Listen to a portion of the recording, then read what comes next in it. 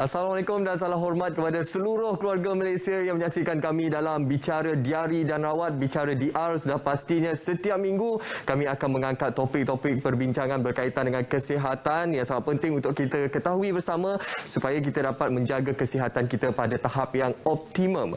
Dan pada malam ini kita akan mengangkat satu topik yang sangat penting, iaitu berkaitan dengan diabetes dan penyakit jantung. Apa kaitannya? Dan topik perbincangan kita selari dengan sambutan Hari Diabetes Sedunia yang dilaksanakan oleh Kementerian Kesihatan Malaysia pada hari ini, dan tema yang dipilih ataupun diangkat pada hari ini adalah berkaitan dengan akses kepada penjagaan diabetes. Jika tidak sekarang, bila lagi penonton? Itu merupakan perkara yang perlu kita berikan perhatian, dan juga dalam masa yang sama untuk kita memberikan apa antara langkah-langkah pencegahan rawatan yang terbaik untuk kita semua, khususnya bila bercakap berkenaan diabetes ataupun kencing manis ini.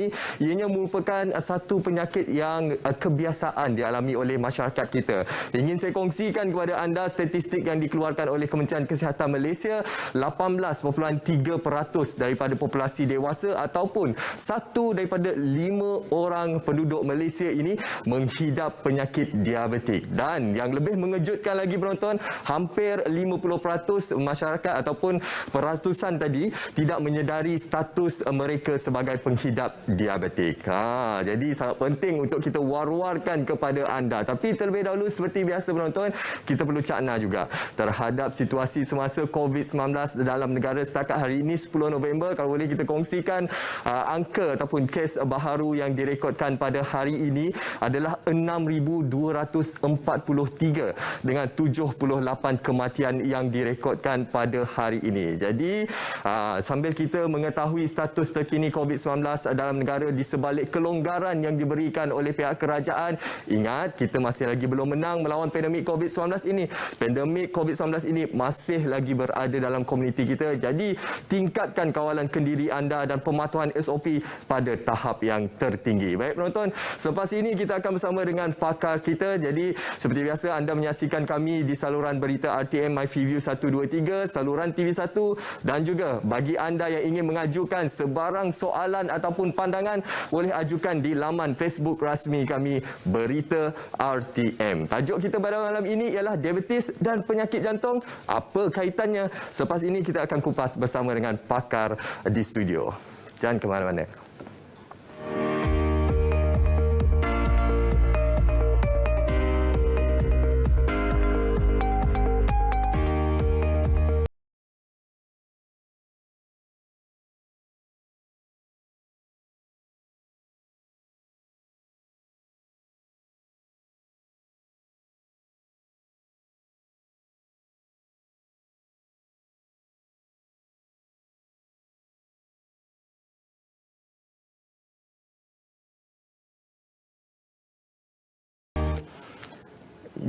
Ya, diabetes dan penyakit jantung, apa kaitannya? Itu perkara yang perlu kita berikan perhatian kerana seperti yang kita sedia maklum, Malaysia merupakan sebuah negara yang mempunyai jumlah penghidap pesakit kencing manis ataupun diabetes yang tertinggi di Asia dan antara yang tertinggi di dunia. Itu yang perlu kita berikan perhatian, khususnya menjelang sambutan Hari Diabetes Sedunia pada 14 November nanti. Dan hari ini untuk kita mengupas topik yang sangat penting ini dan dekat dengan masyarakat ini, kita perkenalkan tetamu bersama kita di studio pada hari ini, iaitu Datuk Seri Dr. Azhari Rosman, pakar perunding kanan kardiologi Institut Jantung Negara IJN. Assalamualaikum Datuk Seri, Doktor. Terima kasih. Baik Doktor, statistik yang dikeluarkan Doktor memang sangat mengejutkan Doktor, sebab kita lihat negara kita antara ranking paling atas Doktor dalam jumlah penghidap penyakit diabetik di peringkat Asia dan juga dunia. Bagaimana Doktor melihat situasi ini khususnya dalam budaya masyarakat Malaysia Doktor? Okey, I think pada saya masalah diabetes ni perlu diambil berat oleh masyarakat. Nombor satu, perkara yang paling penting sekali adalah untuk pencegahan. Jadi kita kena peka bahawa dia punya hakikat dia, anyone, siapa-siapa pun boleh dapat kencing manis. Ya? Dan ini bergantung kepada beberapa faktor, umpamanya you punya genetik, satu. Nombor dua, kegemukan, aktiviti, kita punya cara pemakanan, healthy lifestyle atau tidak. Dan hakikat dia adalah over the jangka masa yang semenjak 210 umpamanya, kita punya percentage of kencing manis dalam masyarakat lebih kurang antara 10 hingga 15%. Tapi dalam masa jangka yang 10 tahun, 2019 tu, 2020, figure yang you mention tu pun dah kira dah di superseded. Sekarang dah percentage dia about 20.8%, depending on the figure that you quote, kajian mana. So, you are right. You cakap betul yang bahawasanya yang 1/5. So, oleh kerana ini, kita tengok trend dia, kita tertanya-tanya, mengapa 1 out of 5, dulu mungkin 1 out of 10, atau 2 out of 10, 1 out of 10 dulu, 1 out of 15%, sekarang dah jadi 20%. Kencing manis. So, isunya adalah dia punya impact lah kepada seorang individu dan impact kepada kita punya sistem kesihatan. Dan juga impact kepada kita punya workforce dan lain-lain. So, apa penyakit ni apabila kita kena kencing manis, dia susah nak cure. Dia boleh control tapi tak boleh cure. Tapi kita boleh mencegah dia. So, kita mencegah dia dengan healthy lifestyle untuk mengelakkan kita mendapat kencing manis. So, kita kena tahu kencing manis boleh wujud dan kita boleh mempertahankan diri kita daripada mendapat kencing manis. Itu yang penting. Itu yang penting, Doktor. Sebelum kita nak memperhalusi berkenaan langkah-langkah pencegahan dan juga perawatan, sudah pastinya, Doktor, 1 daripada 5 populasi dewasa di Malaysia ini menghidap penyakit diabetik. Mungkin dalam kalangan kita ada keluarga, saudara mara, kawan-kawan kita yang menghidap diabetik. Mungkin kita hanya pernah mendengar berkenaan kencing manis ini. Kita tahu wujudnya penyakit kencing manis ataupun diabetes ini, tapi mereka tidak sedar apa sebenarnya simptom-simptom utama, apa yang penyebab kepada diabetes ini. Itu mungkin doktor boleh berikan pencerahan, Doktor, definisi ini. Ya, jadi itu menawai itu yang penting sebab biasanya orang yang mengidap kencing manis ni dia tak tahu sebab dia tak pernah cek. So kita galakkan seseorang individu tu selepas umur 30 tahun cek. Gejala yang ada mungkin yang you buat mensyak you ada kencing manis, umpama sentiasa haus, selalu pergi ke bilik air untuk buang air kecil. Mengapa? Sebab apa? Gula yang kita ada dalam darah kita tinggi. Jadi dia akan ditapis melalui ginjal kita, buah pinggang, dan dikeluarkan melalui kita punya urine lah, air kencing kita. Dan dengan itu kita, kalau banyak gula, dia meresap air. Jadi kita selalu pergi ke toilet. Dengan itu juga bila kita buang air kecil banyak, jadi kita haus lah. So kita haus. Nombor 2, kita dikaitkan dengan orang yang badan besar biasanya. So kita kena suspek. Kalau kita badan besar, kita harus ceklah gula kita sekurang-kurangnya sekali. Ataupun kita ada luka yang lambat nak baik. So ini ada gejala-gejala kencing manis yang kita kena peka. So kita harus at least once in your lifetime, kurang-kurangnya selepas umur 30 tahun, cek darah sekali. Seperti mana yang saya terangkan tadi, kita pernah dan kita selalu juga jumpa dekat IGN pesakit yang ada umur 21 tahun. So penting daripada aspek kardiologi lah untuk mereka yang mengidapi kencing manis dan jantung is dia punya proses untuk merosakkan kita punya pembuluh darah ni berlaku lebih kurang 5 hingga 8 tahun sebelum kita dapat kencing manis. So jadi apabila kita punya darah didiagnosis berdasarkan tahap-tahap yang tertentu, dia punya proses tu kalau kita backdate kan sudah mula berlaku dah. Jadi apabila orang tu dah didiagnosis kencing manis, pembuluh darah pandemik dah berlaku sebelum tu. So kita kata bukan kita the clock starts, waktu tu start apabila kita didapati kencing manis, umur katakanlah 30, 40, 50, dan daripada situ kita dapat sakit jantung. Tak. Sakit jantung kita dah bermula 5 hingga 8 tahun sebelum tu. Itu dia. Itu yang merisaukan, Doktor, sebab kita lihat mungkin ramai daripada statistik yang kita kongsikan tadi yang tidak menyedari, yang tidak mengetahui bahawa mereka mempunyai status penghidap diabetes. Mungkin seperti yang Doktor nyatakan tadi, ada simptom-simptom bagi penyakit diabetik ini. Tapi bagaimana pula yang tidak mempunyai simptom ataupun asymptomatic, Doktor? Ya, itu susah nak kesan sebab dia tak ada gejala. Dan kita mungkin berdasarkan dia punya latar belakang, umpamanya weight, atau dia punya ibu bapa atau adik-beradik dia sama dia kencing manis dan lain-lain. Tapi memang susah nak kesan kalau kita tak tahu. Maksudnya dia kurus, kalau dia tak ada gejala, dia tak ada mak bapak yang ada kencing manis, memang itu susah nak kesan. Tapi mungkin ujian tu dia tak dibuat lah. Tetapi satu ketika kelak, mungkin bila umur dia meningkat, kena cek juga. So kita galakkan semua orang umur 30 tahun ke atas, cek aja darah untuk kolesterol, untuk darah tinggi, untuk gula dan lain-lain kesihatan generally. Sebab prevalence dia sangat tinggi. Darah tinggi dalam Malaysia kita, prevalence dia 33%. Dan lepas umur 30 tahun, 1/3 daripada masyarakat Malaysia, atas daripada 30 tahun ada darah tinggi. So kita patut cek lah. Blood pressure tu senang cek dekat farmasi mana-mana ada. So blood pressure, kencing manis, kolesterol, sebab apa tiga-tiga ni berkaitan. Kalau ada kencing manis, kemungkinan besar dia ada 3 adik-beradik 3. Ya, 3 Abdul. So dia kalau ada kencing manis, lama-lama dapat kencing manis, darah tinggi dan kolesterol. Kalau ada kolesterol, lama-lama dapat kolesterol atau darah tinggi. Kalau darah tinggi, lama-lama dapat kencing manis atau kolesterol. Jadi one or the other lah. Lama-lama tiga-tiga tu akan wujud. Itu yang merisaukan doktor. Tiga-tiga ni saling berkait antara satu sama lain. Macam doktor cakap jadi 3 Abdul lah doktor. Jadi doktor, bila kita bercakap pasal kencing manis ini, ianya merupakan satu perkara yang perlu masyarakat berikan perhatian, khususnya bila kita bercakap berkenaan fakta ataupun statistik yang dikongsikan sebelum ini. Mungkin ianya lebih berisiko dialami oleh golongan yang berusia, tapi statistik kebelakangan ini menunjukkan ada peningkatan daripada kanak-kanak dan juga golongan remaja. Jadi bagaimana doktor untuk kita mengesan dari peringkat awal? Biasanya kanak-kanak tu atau remaja adalah type 1, diabetes type 1. Di mana dia punya production insulin tu yang untuk mengawal gula dalam badan dia memang kekurangan. Sebab apa, dia punya organ pankreas dia, nama dia organnya pankreas, tak dapat menjana. Itu melibatkan biasanya keturunan dan golongan yang muda lah, semenjak kanak-kanak ataupun remaja. Tetapi yang lepas daripada remaja, after the 20 tahun umpamanya, itu jenis type 2. So type 2 ni lebih kurang 90% masyarakat kita. So kita dah selalu jumpa di kalangan pesakit jantung, mereka yang 21 tahun pun ada kesempitan pembuluh darah. So pernah saya kena tengok orang yang kena serangan jantung umur 21 tahun, muda lagi, kencing manis. Tapi yang peliknya, ketiga-tiga pembuluh darah, kita ada 3 pembuluh darah utama dalam jantung kita, ketiga-tiganya dah sempit. Umur 21 tahun muda lagi. Jadi kita tak boleh buat angioplasti, kita terpaksa rujuk untuk buat bypass.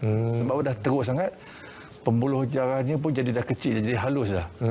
So apa dia punya penyakit ni melibatkan seluruh pembuluh darah dalam seluruh badan. Bukan hanya jantung. Tapi kita punya kaki, kita punya otak, risiko stroke lah kalau kena dapat tu, ataupun stroke. Pembuluh darah tangan, semua tu terlibat. Jadi kencing manis ni melibatkan banyak organ dalam jantung kita, dalam badan kita. Pembuluh darah, lemak kita dan lain-lain lah, macam-macam, mata, buah pinggang. Itu antara komplikasi utama disebabkan oleh penyakit diabetik ini ya doktor. Dan fokus kita pada malam ini sudah pastinya berkenaan diabetik dan juga kaitannya dengan penyakit jantung. Jadi sebelum kita beralih kepada penyakit jantung tu, mungkin doktor boleh perhalusikan lagi berkenaan jenis diabetik. Tadi doktor menyatakan jenis type A, type 1 dan juga type 2. Type 2 yang kebiasaan dialami oleh masyarakat Malaysia ya doktor. Jadi bagaimana keadaan ini perlu kita berikan perhatian, khususnya kerisauan masyarakat di luar sana. So dia punya presentation dia seperti mana yang saya maklumkan tu, satu tak ada presentation langsung, dia tak tahu. Nombor 2, dia presentation dengan gejala-gejala yang kita tahu. Nombor 3, dikesan semasa buat ujian. Yang penting apabila dikesan, kita kena ada tahap dia lah ya. Gula masa puasa, gula dia 6.5 umpamanya. Ke atas itu termasuk 6.5, maknanya dia dah kencing manis. Tetapi kalau dapat tahu kencing manis, kita harus membuat sesuatu. Biasanya dia melibatkan makan obat lah ya. Tapi cara hidup sihat pun penting juga. Umpamanya mengurangkan berat badan, exercise, pemakanan karbohidrat, gula. Itu bukan saja gula, karbohidrat juga. That means mie, dia punya roti, dia punya nasi, dia punya semua itu termasuk karbohidrat. Buah-buahan pun juga. Sebab itulah kita selalu, khususnya Kementerian Kesihatan Malaysia selalu mewar-warkan berkenaan bila nak makan tu kita amalkan pinggan yang sihat. Suku separuh, suku karbohidrat, suku protein dan juga separuh buah-buahan dan juga sayur-sayuran. Betul. Jadi ada juga dekat luar sana masyarakat yang salah faham. Saya tak nak makan nasi sebab saya takut diabetik saya makin teruk. Nanti gula saya tak cantik, doktor. Jadi pandangan tu mungkin doktor boleh penjelaskan untuk kita ubah pandangan tu, doktor. Okey, itu pun betul juga. Itu memang benar. Kalau kita ada kencing manis dan kita makan nasi putih umpamanya, dia is a refined carbohydrate lah, karbohidrat yang tulen. Jadi kita punya tahap gula akan meningkat dengan tingginya. So masalah dia kalau kita dah tahu kita ada kencing manis, kita elak-elakkanlah. Itu termasuk gula pasir, minum-minuman manis dan lain-lain. Tetapi juga karbohidrat yang lain juga. So itu pun kita kena elak juga. Bukan kata kita tak boleh minum, tak boleh makan. Kita boleh, tetapi dalam jumlah yang kecil ataupun jumlah yang di spread out lah, yang di spread out dalam small jumlah-jumlah yang kecil kita makan. Sebab tiap-tiap kali kita makan karbohidrat dalam yang kencing manis ni, kita punya gula akan meningkat, dia melompat ke atas. Dengar tu penonton. Tiap-tiap kali dia melompat ke atas tu, dia akan merosakkan pembuluh darah kita. So that means kalau kita makan nasi punya load yang tinggi, so dia akan melompat dan dia akan masuk kepada pembuluh darah dan dia merosakkan pembuluh darah dan juga jantung. Sebab otot jantung kita, gula yang tinggi ni adalah racun kepada otot jantung. Dengar tu penonton. Gula yang tinggi racun kepada otot jantung kita ni. Gula tu memang manis, tapi manis-manis dia ada racunnya, doktor. Baik untuk kesihatan kita. Baik penonton, selepas ini kita akan mengupas lebih lanjut berkenaan diabetik dan apa kaitannya dengan jantung. Selepas ini kita nak berehat seketika. Jangan ke mana-mana penonton.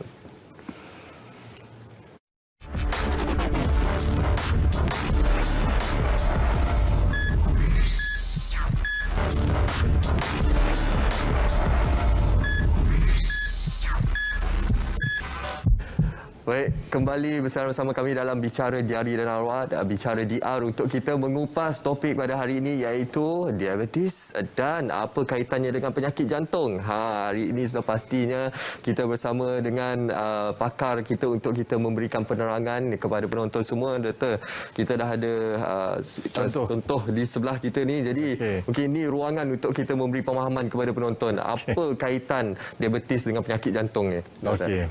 Diabetes ni dia menyebabkan gula kita tinggi, nombor satu.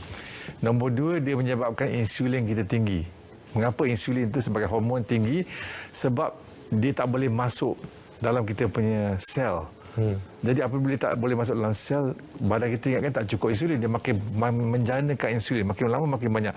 Insulin dengan gula ni, kedua ni adalah racun kepada jantung kita, bahkan seluruh badan lah. Mengapa? Sebab kita pernah jumpa mereka yang gula tu tinggi seketika, buat lama, dalam tempoh masa yang lama, tiba-tiba dapat kegagalan jantung, heart failure. Tapi coronary vessel dia, pembuluh darah jantung dia normal. Tapi jantung dia dah jadi kegagalan jantung. Sebab apa? Dia punya gula tu toksik untuk otot jantung kita. Nombor satu. Nombor dua, kadang kebiasaannya pembuluh darah tu rosak. So pembuluh darah tu lama-lama seperti yang saya terangkan tadi, dia boleh jadi sempit lama-lama, ataupun dia kebanyakan dari pengidap penyakit jantung mati akibat serangan jantung. So di IJN kita dapat kita punya statistik figure kita, mereka yang dah kena penyakit jantung di mana kita perlu buat angioplasti, dalam lingkungan yang kena buat angioplasti lah, balloon atau bypass, lingkungan 70%. 60% hingga 70%. So agak tinggi. Di dalam negara barat, jumlah tu adalah lebih kurang 15 atau 20%. So dalam kalangan mereka yang ada penyakit jantung, dua penyakit yang paling kerap adalah darah tinggi dan kencing manis. So ada kaitan lah dengan kedua-duanya. Jadi otot kita rosak akibat gula dan insulin. Dan lagi lama kita tak rawat, lagi teruk kita punya organ akan gagal. Termasuk buah pinggang lah. Itu antara kerisauan utama, doktor, daripada diabetes, menyebabkan komplikasi-komplikasi kesihatan yang lain, antaranya juga kepada penyakit jantung. Seterusnya paling kita risaukan menyebabkan kematian juga, doktor. Dan doktor, bila bercakap berkenaan kaitan antara diabetes dan penyakit jantung ni, mungkin doktor juga boleh memberikan penerangan berkenaan bagaimana diabetes ini memberi kesan kepada fungsi jantung tersebut, doktor. Apabila gula dah terlalu tinggi dan sekian lama, dia punya otot tu punya metabolisme lah kita kata akan terganggu. Jadi dia punya daya pengepaman tu akan kurang. Lama-lama jantung tu akan bengkak. Itu yang kita dapat kegagalan jantung. Jadi kita semput nafas, sakit dada, tak boleh buat kerja dan lain-lain rasa kurang sihat. So itu adalah salah satu gejala kaki bengkak. Baring tak boleh, kita tak boleh tidur dengan selesa dengan baring.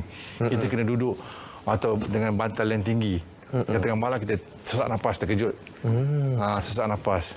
So itu adalah gejala-gejala kegagalan jantung.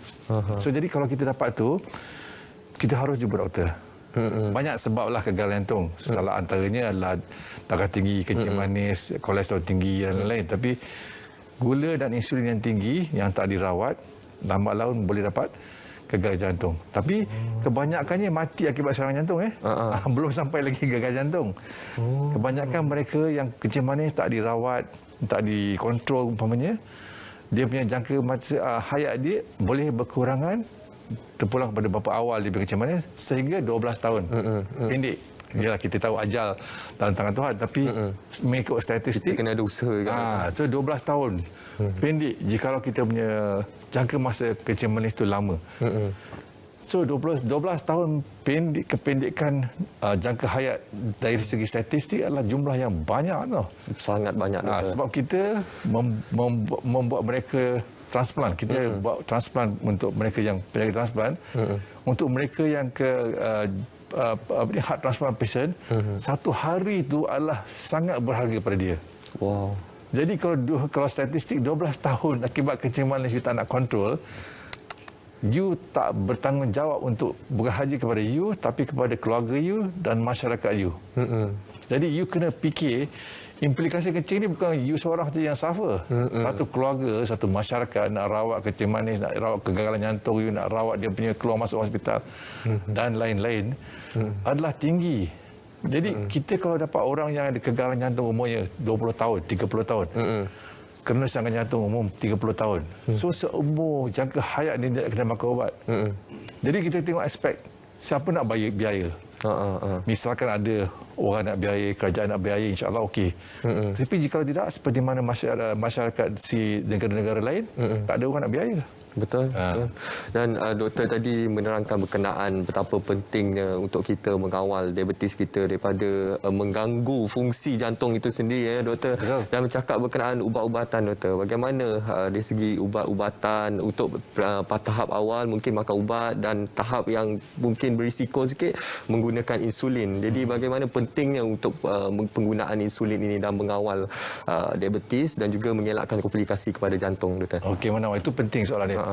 Sebab aspek rawatan ni bukan hanya rawatan yang sempurna, tapi rawatan awal. So that means you kena kontrol dia punya kencing manis tu cepat dan efektif. Mula-mula kita gunakan tablet. 1, 2, 3, 4 jenis tablet yang perlu. Memanglah banyak tablet, tapi kalau kencing manis dah teruk, terpaksalah pakai tablet banyak. Kalau itu gagal, dan kita terpaksa gunakan tambahan injection insulin. So insulin ni ada banyak jenis. Ada sekali sehari, ada 2 kali sehari, 3 kali sehari, 4 kali sehari pun ada juga. Terpulang pada tahap kencing manis yang teruk ke tidak. Tapi yang penting tu kita terpaksa gunakan insulin kalau kencing manis kita dah lama. Sebab kita punya pankreas, organ yang menjanakan insulin tu dah apa nama ni? Dah kosong dah. Dah pencen dah dia punya fungsi, dah tak boleh dah kerja kuat selama ni sehingga kan satu hari dah tak ada lagi insulin nak produce. Itu boleh berlaku. Jadi oleh kerana itu kita kena tambah insulin. Tapi tak bermakna ini adalah kes hangus kes. No. Kebanyakan orang dapat mitos ini ingatkan apabila kita start insulin ni saya dah kes, tak ada harapan lagi. Itu penting. Kita start insulin awal sebab kita nak preserve kita punya fungsi pankreas supaya dia tak tinggi, dia tak menjanakan insulin bekerja kuat, terlalu kuat sehingga dia pun mati, dia pun condemn lama-lama. Itu sebab kita start insulin awal supaya kita boleh preserve dia punya function pankreas tu dan juga kontrol gula kita sekaligus. Okey. Tapi jarum sekarang kecil. Jarum sekarang kecil. Dan saya pernah tengok jarum tu, saya pernah cocok diri saya juga jarum tu just to tengok macam mana dia tak macam dulu punya jarum lah. Ya. Tapi kalau macam setakat nak kontrol kencing manis sekali sehari ke mula-mula, itu tak ada masalah. Tapi lama-lama you akan kena belajar dan kita boleh ajar macam mana nak gunakan insulin. Tapi kalau perlu, kena pakai. Kalau tak perlu, tak payah pakai. Okey, itu penggunaan pemahaman berkenaan insulin sebab ramai dekat luar sana doktor takut dengan insulin doktor sebab ada yang cakap saya takut jarum. Jadi jangan risau. Jarum kecil tak nampak jarum pun. Kecil saja penonton. Jadi penggunaan insulin itu sangat penting untuk mengawal tahap gula dan juga mengelakkan komplikasi yang serius khususnya terhadap penyakit jantung. Okey, selepas ini banyak lagi yang kita akan kupas, khususnya saya akan mengajukan soalan-soalan yang anda berikan di laman Facebook kami iaitu Facebook Berita RTM kepada pakar kita pada hari ini. Tapi terlebih dahulu kita nak berehat seketika. Jangan ke mana-mana.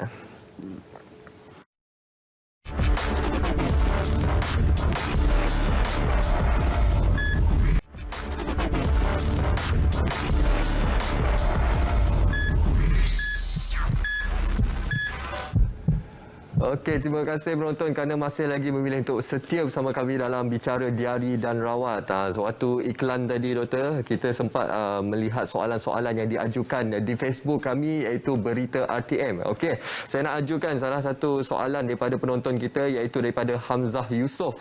Bagaimana dengan makan buah kurma dan juga bagaimana ia boleh menyebabkan risiko diabetes doktor? Okey, kalau kita tak ada kencing manis, makan buah kurma itu tak ada masalah. Kalau kita ada kencing manis, dia punya buah kurma itu mengandungi glukos, fruktos sebenarnya. Dan dia akan dihadamkan menjadi glukos juga. So, kalau kita nak makan kurma tak ada masalah, boleh makan. Tapi jumlah tu kena kurang dan kita kena kurangkan makanan yang manis yang lain atau yang berkarbohidrat yang lain. Umpamanya kita kurangkan nasi. Sama juga orang tanya, boleh tak saya makan madu? Okay, madu sikit, boleh, tak ada masalah. Bukannya diharamkan semata-mata. Tapi kita tahu dia akan dia akan contribute terhadap tahap gula kita juga. Kurma ke ataupun honey ke ataupun buah-buahan yang lain pun akan naikkan gula kita. So kita kalau nak makan tu, kita makan jumlah yang berpada-pada dan kita kurangkan karbohidrat yang lain. Okey, apa yang paling penting yang doktor nyatakan tadi adalah dari aspek kuantiti. Boleh kita nak makan, nasi pun boleh makan, tapi kuantiti kita perlu jaga dengan aspek keseimbangan yang lain lah. Tapi gula pasir jangan makan. Gula pasir jangan minum manis jangan makan. Gula pasir jangan. Kita elakkan. Kalau boleh, kalau nak minum air tu dekat kedai kan, dekat restoran. Tak ada gula. Lagi elok kita minum air kosong doktor. Betul. Okey, ada lagi soalan ni doktor daripada seberang jauh soalannya doktor daripada Indonesia iaitu daripada William Tungadi. Okey, kalau kaki atau jari hitam, apakah ada cara untuk menyembuhkan selain amputasi? Bagaimana doktor? Petanda jari hitam dan kaki hitam ni biasanya sirkulasinya dah rosak dan ini akibat kencing manis yang lama. Kebiasaannya kalau dah hitam sangat dan kering ataupun dah busuk, kita tak boleh cara lain, terpaksa juga amputasi. Sebab otot tu dan tulang dia dan sirkulasi dah mati, dah habis.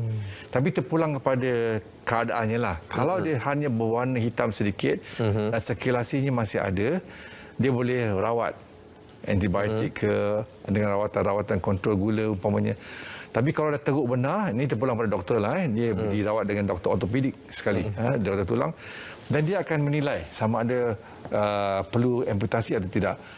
Misalkan perlu amputasi, kita buat awal daripada lewat. Sebab lama-kelamaan infeksi itu akan merebak ke atas. Dan lama-lama daripada ujung jari ke jari, daripada ujung jari ke kaki umpamanya, kaki kepada buku lali naik ke atas sampai ke lutut. So kalau kencing manis itu makin teruk, infeksi akan bernaik dan sehingga kan lutut akan rosaklah, ya. So kita kena jaga. Kalau kita dah sampai tahap tu, kita ambil rawatan yang wajar, ya. So saya pernah dengar, saya nak sharekan satu cerita. Ni cerita ni satu pesakit yang ni penting sebab dia ada penyakit diabetes yang lama tak kontrol umpamanya dan ada kaki hitam ni. So dia ikut rawatan tradisional, dia tahu madu, dia balut kaki sebenarnya lain, dia salur kaki tu lah. Kencing manis ni dia tak ada rasa tau. Kita punya sensasi dah kurang. Sebab nerve tu dah rosak. So bila dia balut kaki dia, malam-malam dia tidur, tikus sudah datang gigit jari dia. Allah. So sebab dia tak boleh rasa. Jadi besok pagi berdarah lah. Sebab dah tak ada rasa, you tahu madu untuk rawat. Jadi kaki tu dah rosak. Jadi lama-lama kerana gigit tikus ni apa ni rat ni jadi infection dan lain-lain. So complication yang lain lah. Tapi alhamdulillah dapat diselamatkan lah. Tetapi ini adalah salah satu yang kita kurang nak tekankan lah ya. Rawatan ni kita kena discuss dengan doktor.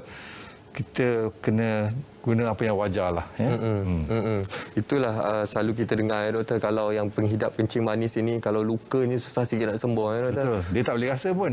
Bila dia luka tu, dia tak boleh rasa apa, dia punya saraf dia dah rosak. Okey. Doktor, ya Allah, banyak soalan kita dapat hari ini doktor. Terima kasihlah kepada penonton kita kerana sudi mengajukan soalan. InsyaAllah saya akan baca. InsyaAllah kita akan ajukan kepada pakar kita. Okey, saya nak baca satu lagi soalan doktor, iaitu daripada Karen Liu. Saya ingin bertanya, adakah pengambilan insulin adalah untuk sepanjang hayat pengidap diabetes atau kita boleh henti pengambilan selepas tahap gula kita terkawal doktor? Bagaimana? Okey, biasanya kalau kita dah start insulin ni, dia punya tahap kencing manis tu adalah quite severe lah, dah advanced lah. Dan kita punya pankreas tak boleh function lagi, dan oleh kerana itu kita terpaksa replace dengan insulin. So kemungkinan besar kita tak boleh berhentikan insulin semata-mata. Mungkin kita boleh kurangkan jika dia dapat kontrol dia punya weight, kontrol dia punya gula dengan rawatan lain, umpamanya terutama sekali dengan rawatan pil. Kalau dia makan pil, mungkin dia punya tahap insulin boleh kurang. Tapi biasanya kalau nak berhenti semata-mata agak kurang, melainkan kalau dia punya insulin tu hanya dos yang kecil dan mungkin dia lebih tahap awal kencing manis. Ada kemungkinan kecil. Ya, baik. Kita harap melalui penerangan daripada doktor itu dapat membantu memberi pencerahan kepada rakan kita di Facebook, iaitu Karen Liu. Doktor, bercakap berkenaan rawatan ni doktor, ada satu lagi perkara yang perlu doktor perjelaskan kepada penonton semua berkaitan dengan produk-produk konvensional ataupun tradisional di luar sana doktor. Ada yang beranggapan kalau nak sembuh daripada penyakit kencing manis ataupun diabetes ni, kena makan produk ni. InsyaAllah 3 bulan sembuh. Okey. Macam mana tu? Itu you kena gunakan pemikiran sendiri lah, punya logik sendirilah ya.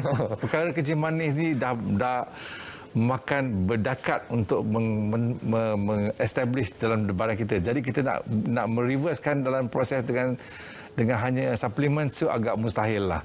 Dan lagipun ini adalah dianggap sebagai suplemen saja, bukan rawatan khusus dan tak terbukti pun. So kalau kita nak makan, kita kena tahu bahawa ada had dia untuk apa yang dia boleh capai. Kita tak boleh percaya apa yang kita baca semuanya. Yang penting kita kena bincang dengan doktor yang kita nak makan ubat ni ke atau herba ni ke atau rawatan ni, supaya doktor tu boleh advise lah, bergantung pada risiko kita dan kencing manis kita. Tetapi kalau nak mengharapkan rawatan-rawatan yang boleh menyembuhkan kencing manis, itu agak mustahil lah. So kita kena jelas daripada awal. Itulah mustahil doktor. Lagi-lagi yang penuh dengan kata-kata manis, makan produk ini boleh sembuh insya-Allah dalam masa 3 bulan. Mustahil. Itu yang perlu kita elakkan. Apa yang penting ialah kita perlu dapatkan nasihat daripada pakar-pakar perubatan. Okey, kita nak ambil lagi soalan daripada rakan kita di Facebook, iaitu daripada Zali Abdul. Doktor, berapakah jumlah maksimum minuman manis yang boleh diminum bagi orang biasa bagi mengelakkan risiko diabetes? Okey. So seeloknya kita tak minum manis langsung ya. Kita manis sedikit sajalah. Jumlah tu daripada segi kalori tu kita had harian ni kan lebih kurang 1,500 kalori. So kalau kita tengok berapa manis gula itulah. Tapi seelok-eloknya minum manis ni kita tak samakan. So apa ada jenis karbohidrat yang dah terdapat dalam makanan kita. So dari yang kita tak nampak, daripada segi nasi ke, roti ke, buah-buahan ke atau snack ke yang kita makan, ada dah gula dalam tu. Jadi seeloknya kita tak usah tambahkan dengan minuman. Saya dengar ada segelintir masyarakat pesakit saya yang dia kata, saya tak lalulah makan minum air kosong, dia kena minum air sirap juga. Baru boleh minum, kalau tak boleh minum air tawar. So ini adalah satu hakikat dia, kita kena tukarlah Sebab apa kita seelok-eloknya minum air kosong saja. Itu yang paling bagus. Ya, fresh, clean, air kosong. Lama-lama kita akan kebiasaan. Sama juga dengan minum manis. So, pada jawapan dia, tak usah minum manis, jangan hiraukan tahap lagi. Just jangan makan minum manis je. Mana tidak seboleh-bolehnya, sekurang-kurang gula yang boleh, dan kalau lama-lama kita makin lama makin sikit lama-lama kita tak tahu gula dalam makanan kita. Kita kurangkan gradually kita, jangan tengah hari nak minum teh ais, lepas tu pagi-pagi sarapan minum teh tarik kau ekstra manis, panas sikit lagi. Itu perlu kita ubah untuk kita menjadikan kehidupan kita dengan amalan kehidupan yang lebih sihat. Okey, banyak lagi persoalan sebenarnya yang saya nak ajukan kepada pakar kita pada hari ini berkenaan diabetes dan kaitannya dengan penyakit jantung, tapi terlebih dahulu kita nak berehat seketika, penonton.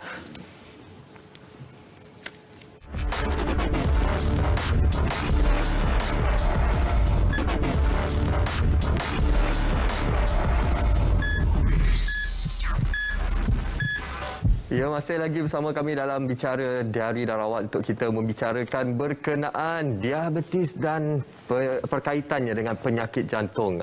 Tadi kita dah sedia maklum, doktor dah memberikan penerangan kepada kita apa antara punca-punca kepada penyakit diabetes ini. Antara salah satunya adalah penyakit genetik, daripada genetik keturunan, doktor. Betul. Yang ini selari dengan soalan yang ingin saya ajukan daripada rakan kita di Facebook, iaitu Zali Abdul. Adakah diabetes boleh terjadi jika ada sejarah ibu atau bapa yang mempunyai diabetes, tetapi anak-anak mereka aktif menjaga pemakanan dan minuman, adakah mereka berpotensi juga, doktor? Ya, itu soal jawapannya adalah benar, ada potensi. Tapi tak semestinya dia dapat kencing manis. Biasanya mereka yang dapat kencing manis ni adalah type 1 diabetes, di mana dia komponen genetik dia kuat. Tapi type 2 diabetes yang kebanyakan mereka menghadapi, kalau kedua-dua mak bapa kencing manis, yang biasanya dia dapat kencing manis dalam pertengahan umur, kita boleh dapat kencing manis, tetapi kita boleh mencegah. Kalau kita hidup secara sihat, jaga berat badan kita, ini isu kegemukan kita boleh mencegah kencing manis. Banyak pesakit saya yang ibu bapa ada kencing manis, tapi anak dia tak ada kencing manis. So tak bermakna mak bapa saya ada kencing manis, mak bapak saya ada sakit jantung, saya akan dapat sakit jantung. Tak semestinya. Kalau hidup sihat daripada awal, mencegah cara-cara yang sihat, kita boleh elakkan semua itu. Kita tahu yang dia boleh elakkan, berapa dia elakkan. Bercakap berkenaan faktor genetik ini, ianya bukan 100% penentu kepada anak-anak mereka akan menghidap diabetes juga, doktor. Ianya bergantung kepada langkah pencegahan awal, seperti amalan pemakanan yang sihat dan juga gaya hidup yang sihat. Lepas ni kita nak kupas berkenaan gaya hidup yang sihat, terutamanya bagi mereka yang mengalami masalah obesiti, doktor. Tapi terlebih dahulu, doktor, kita nak bersama dengan rakan kita, iaitu pegawai farmasi Sofhatun, untuk berkongsi berkenaan iklan ubat perlu kelulusan ataupun tidak. Kita saksikan.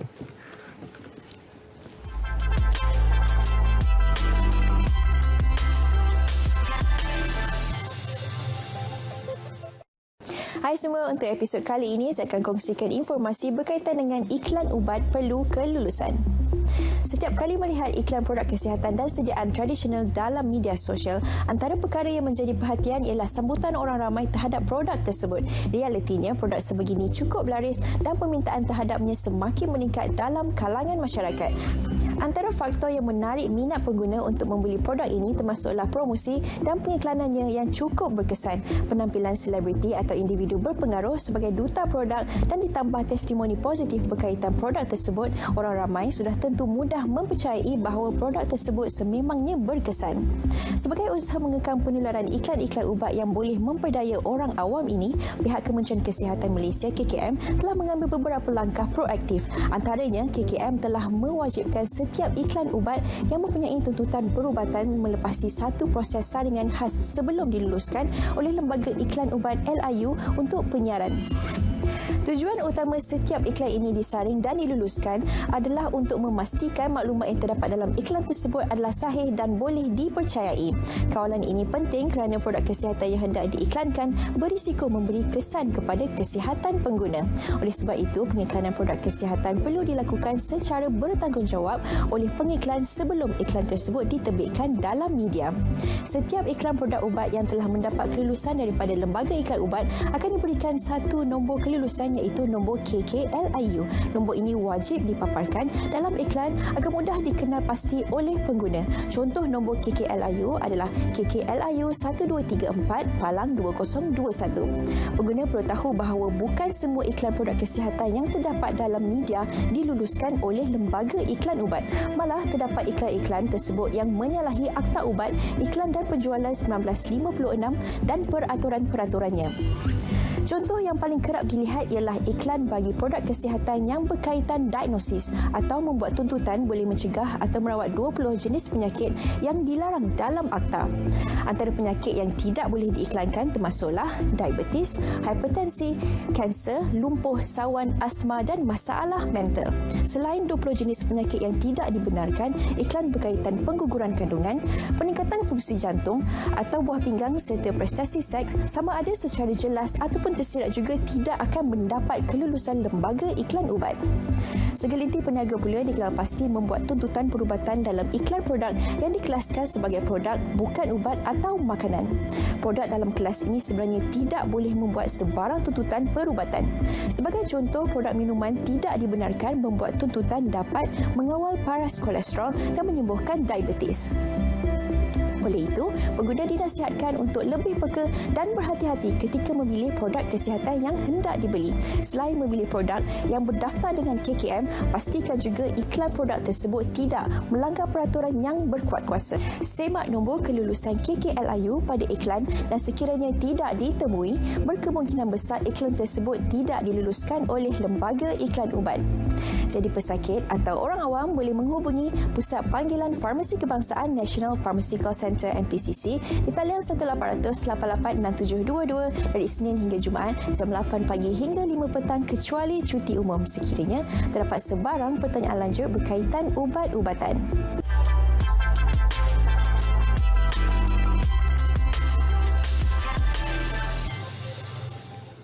Okey, cantik penerangan daripada pegawai farmasi kita Sofatun berkenaan ubat-ubatan yang perlu mendapat kelulusan daripada Kementerian Kesihatan Malaysia. Itu penting kalau kita nak beli ubat-ubatan, produk-produk di luar sana, pastikan ianya mendapat kelulusan daripada Kementerian Kesihatan Malaysia. Jadi doktor, bila kita bercakap berkenaan ubat-ubatan dan juga suplemen ini, ada juga yang bertanya berkenaan adakah suplemen ini dapat membantu untuk mengurangkan penyakit diabetik, doktor? Itu dikategorikan sebagai suplemen. Jadi dia tak tertakluk kepada dia punya regulasi sebagai rawatan. So di sini ada loophole lah. Dia boleh macam-macam klaim ada. Tapi dia tak perlu substantiate, dia tak perlu membuktikan. Jadi oleh kerana ini individu yang membelinya sebagai pengguna kena peka yang ubat-ubat suplemen ni tak boleh merawat penyakit yang serius seperti senaraikan 20 penyakit tu. Itu kita kena pokok asas, kita kena sedar ini tak boleh. Jadi kalau nak makan sebagai suplemen sahaja. Obat doktor kena makan juga. Ubat kena makan juga ikut seperti mana yang disarankan oleh pakar perubatan. Doktor? That's right. Jangan kita terlalu bergantung kepada kaedah-kaedah tradisional, khususnya ubat-ubatan ataupun suplemen di luar sana. Jadi doktor, bila kita bercakap berkenaan langkah pencegahan, itu merupakan aspek yang paling utama, yang paling penting doktor, sebab kita tak nak bila dah pergi ke hospital jumpa dengan doktor dah lewat dah tahap kronik dah. Bagaimana doktor, pentingnya langkah saringan awal dan juga langkah pencegahan yang boleh dilakukan, doktor? Okey. Ini penting sebab apa, ini adalah investment. You simpan duit dalam amalan saham ke bank ke mana, ini adalah investment kesihatan. Dan dia kena awal daripada umur remaja lagi sebenarnya lah ya. Tapi walaupun lewat sikit pun tak apa. Ya, kita kena sekurang-kurangnya exercise. Itu yang paling penting lah exercise 150 minit seminggu. Kita boleh buat 3 kali 50 minit atau 50 kali 3 minit. Pulanglah. Tapi minimum yang direkomended oleh Persatuan Jantung Amerika dan juga Persatuan Jantung Malaysia 150 minit seminggu sekurang-kurangnya ya. Dan juga kita kena control weight kita supaya kita punya BMI dia boleh kira lah. BMI sekarang ada application dekat phone. BMI itu seeloknya 23 atau ke bawah. BMI itu penting. Dan kita kena jaga kita punya cara pemakanan. Kita kena makan yang sihat, kurang kemanisan, kurang preserve food, fast food, snacks. Macam-macam snack ada. So kita kena prevent tu. Dan kita kena jaga kita punya yang muda, anak-anak kita daripada anak kecil lagi. So kalau dah lewat, dia punya lemak dalam badan kita, sel-sel lemak tu dah berada establish. Jadi walaupun dia kurang berat badan later on in life, kalau kecil dia obese, lemak tu berpotensi untuk menjadi gemuk balik bila dia besar. Jadi walaupun ini kita boleh mencegah, tapi kita kena prevent daripada awal. Itu langkah yang penting, cegah daripada awal, mencegah lebih baik daripada mengubati, ya, doktor. Correct. Jadi doktor ada menyentuh berkenaan bagaimana pentingnya berkenaan di pendidikan ataupun memberi kesedaran kepada peringkat awal, di peringkat anak-anak kecil lagi. Betul. Jadi supaya kita tidak mahu berlarutan daripada angka pesakit diabetik ini terus meningkat di Malaysia. Kita kalau boleh tak nak tengok negara kita berada di tahap yang paling atas tapi paling bawah, doktor. Champion Jadi mungkin penerangan doktor berkenaan kepentingan didikan ataupun peranan ibu bapa ataupun masyarakat di luar sana. Ya, betul. So kita kena buat didikan yang kalau yang umur yang meningkatan tu agak lewat sikit tapi tak selewat-lewat. Kita kena tekankan anak-anak kita. So kita kena ubah cara makan dia, cara exercise dia. Exercise sebagai sekeluarga umpamanya. So kita kena start daripada awal lah. Kita sekarang boleh tengok daripada internet macam-macam cara nak exercise. Betul. So kita kena belajar, ilmu tu ada kat luar. So kita tak boleh biarkan, kalau nak biarkan aja, penyakit tu sudah tentu akan bertapak.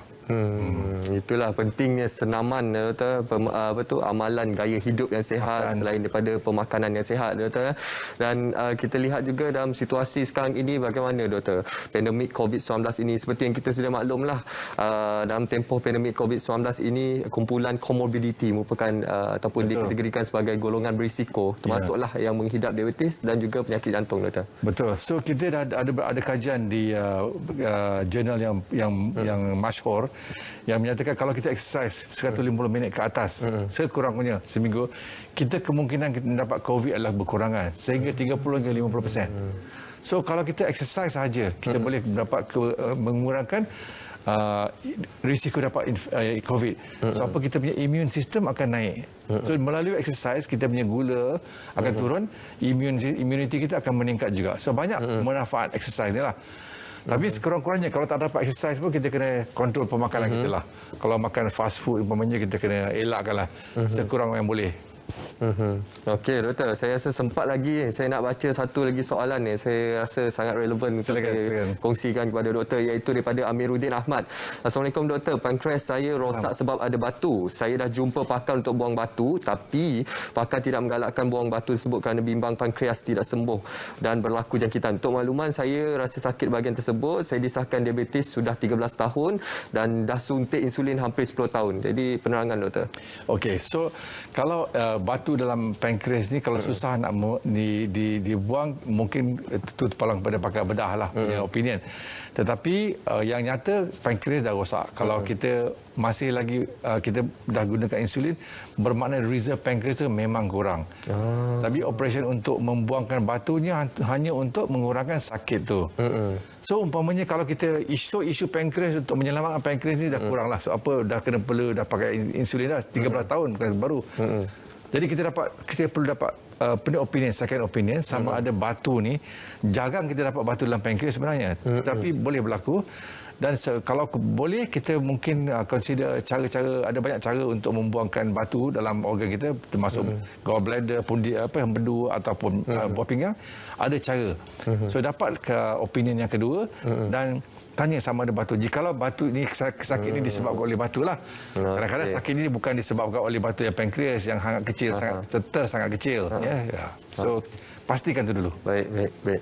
Kita sudah pun menghampiri penghujung siaran kita, doktor. Mungkin ada sedikit nasihat untuk rangkuman perbincangan kita pada malam ini kepada penonton, doktor. Okey, so saya rasa daripada segi pengalaman saya, perkara yang paling penting adalah kesedaran bahawa kencing manis ni adalah wujud di antara kita dan pencegahan tu adalah lebih jauh penting daripada rawatan.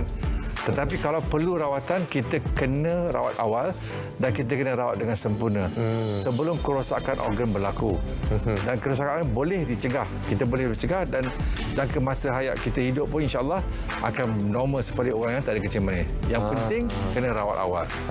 Yang penting langkah pencegahan awal dan juga rawatan awal, iaitu perlu kita berikan perhatian khususnya bila kita bercakap berkenaan diabetes dan juga penyakit jantung ini. Terima kasih saya ucapkan kepada Datuk Seri Dr. Azhari Rosman, Pakar Perunding Kanan Kardiologi Institut Jantung Negara. Terima kasih Doktor, perbincangan yang sangat bernas malam ini Doktor. Dan juga terima kasih kepada anda yang mengajukan soalan di laman Facebook Berita RTM. Dan juga jangan lupa untuk saksikan ulangan pada hari Jumaat 3.30 petang. Sampai di sini saja. Ingat, kesihatan adalah milik kita bersama dan juga tanggungjawab kita bersama. Jaga kesihatan, jaga SOP dan juga jaga diri. Assalamualaikum. Bye.